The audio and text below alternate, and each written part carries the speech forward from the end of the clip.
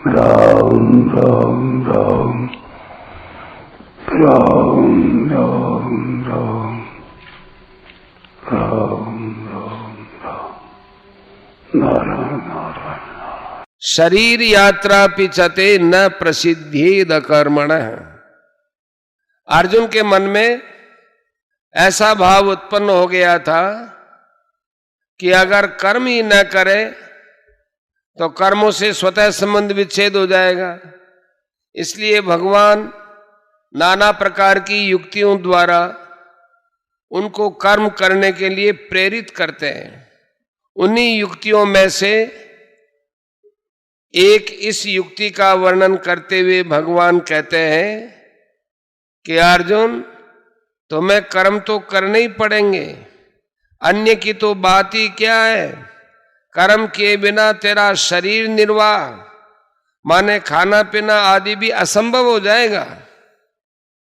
जैसे ज्ञान योग में विवेक के द्वारा संसार से संबंध विच्छेद होता है, ऐसे ही कर्म योग में कर्तव्य कर्म का ठीक ठीक अनुष्ठान करने से संसार से संबंध विच्छेद हो जाता है। अतः ज्ञान योग की अपेक्षा कर्म योग को किसी भी प्रकार से कम नहीं मानना चाहिए। कर्मयोगी शरीर को संसार का ही मानकर उसको संसार की सेवा में लगा देता है। शरीर में उसका कोई अपनापन नहीं रहता है।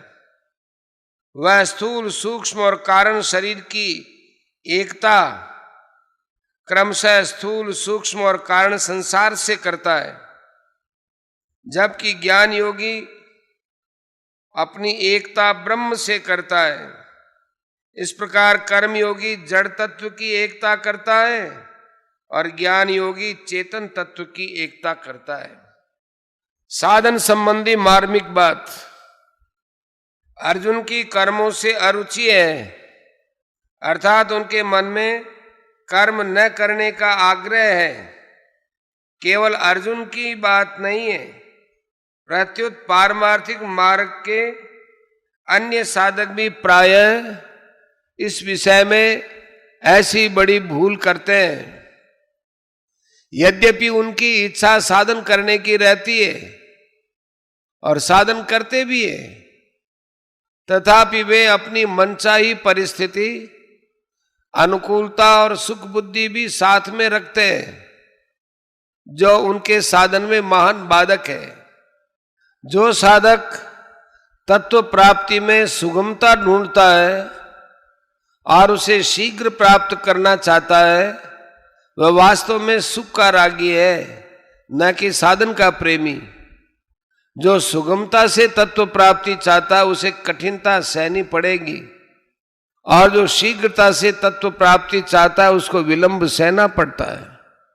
कारण कि सुगमता और शीघ्रता की इच्छा करने से साधक की दृष्टि साधन पर न रहकर फल पर चली जाती है, जिससे साधन में उकताहट प्रतीत होती है और साध्य की प्राप्ति में विलंब हो जाता है।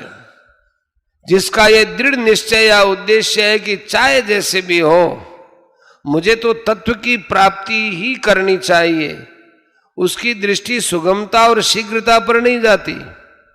तत्परता के साथ कार्य में लगा हुआ मनस्वी व्यक्ति जब अपने उद्देश्य की पूर्ति के लिए कमर कस कर लग जाता है, तब वह सुख और दुख की ओर नहीं देखता। मनस्वी कार्यार्थी न गणयति दुखम न च सुखम। साधक की तो बात ही क्या है, एक साधारण लोभी मनुष्य भी दुख की ओर नहीं देखता। प्राय देखा जाता है कि पसीना आ रहा है, भूख प्यास लगी है अथवा शौच जाने की आवश्यकता जान पड़ती है, फिर भी यदि माल की विशेष बिक्री हो रही है तथा पैसे आ रहे हैं तो वह लोभी व्यापारी सब कष्ट सह लेता है। ठीक लोभी व्यक्ति की तरह साधक की साध्य में निष्ठा होनी चाहिए। उसे साध्य की प्राप्ति के बिना चैन से न रहा जाए, जीवन भार स्वरूप प्रतीत होने लगे, खाना पीना आराम आदि कुछ भी अच्छा न लगे और हृदय में साधन का आदर और तत्परता रहे। साध्य को प्राप्त करने की उत्कंठा होने पर देरी तो असह्य होती है, पर जल्दी प्राप्त हो जाए ये इच्छा नहीं होती। उत्कंठा दूसरी बात है और शीघ्र मिलने की इच्छा दूसरी बात है।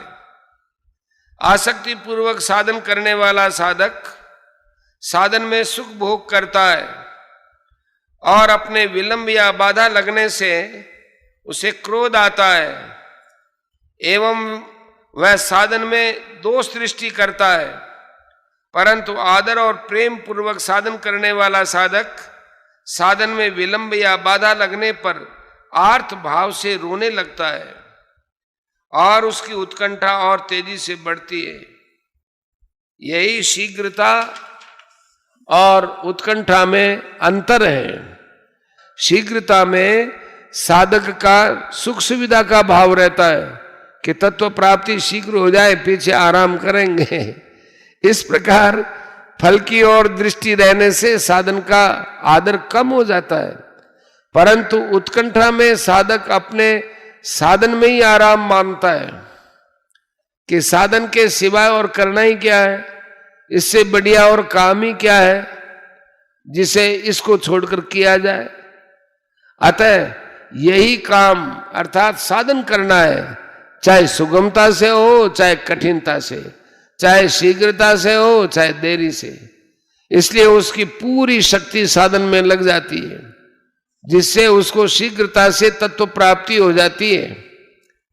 परंतु शीघ्रता से सिद्धि चाहने वाला साधक साध्य की प्राप्ति में देरी होने पर निराश भी हो सकता है। अतः साधक को साध्य से भी अधिक आदर साधन को देना चाहिए।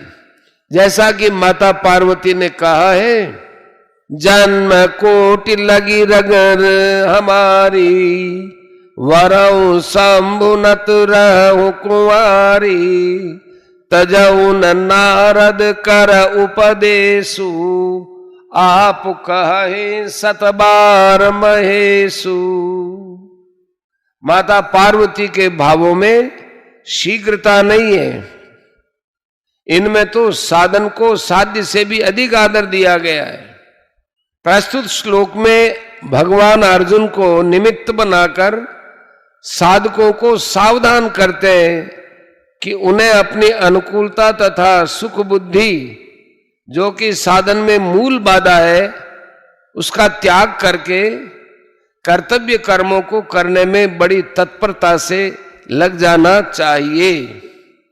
परिशिष्ट भाव, निष्काम भाव से कर्म करने वाला कर्मयोगी केवल स्वरूप से कर्मों का त्याग करने वालों से अथवा सकाम भाव से कर्म करने वालों से ही श्रेष्ठ नहीं है, परंतु ज्ञान योगी से भी श्रेष्ठ है। तयोस्तु कर्म संन्यासात् कर्म योगो विशिष्यते। इसलिए भगवान प्रस्तुत प्रकरण में निष्काम भाव से कर्म करने पर विशेष जोर दे रहे हैं।